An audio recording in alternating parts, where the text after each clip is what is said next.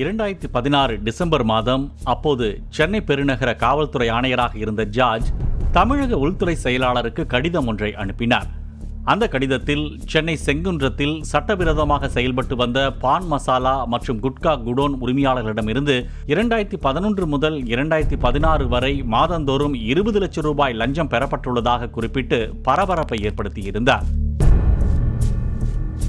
2016 September மாதம் தான் மீண்டும் காவல்துறை ஆணையராக பொறுப்பேற்ற பிறகு இது தொடர்பாக நுண்ணறிவு பிரிவிடம் இருந்து தகவல் கிடைத்ததாகவும் விசாரணையில் சில அதிகாரிகள் தொடர்பு இருப்பதற்கான முகாந்திரம் இருப்பதாகவும் குறிப்பிட்டிருந்த ஜார்ஜ் இது குறித்து நடவடிக்கை எடுக்க வேண்டும் என்று வலியுறுத்தியிருந்தார்.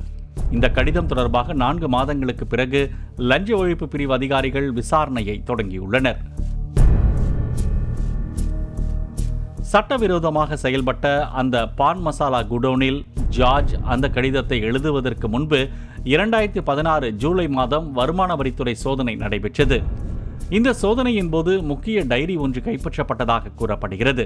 அந்த டைரியில் சட்டவிரோதமாக குடோனை நடத்துவதற்கு எந்தெந்த அதிகாரிகளுக்கு எவ்வளவு பணம் கொடுக்கப்பட்டது என்பது தொடர்பாக தகவல்கள் இருப்பதாக கூறப்படுகிறது.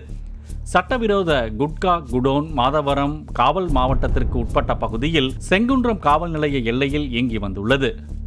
கடந்த 2011ஆம் ஆண்டிலிருந்து ஜூலை 2016 வரை காவல்துறையில் பொறுப்பில் இருந்த 30 அதிகாரிகளிடம் இந்த விசாரணை தொடங்கியுள்ளது.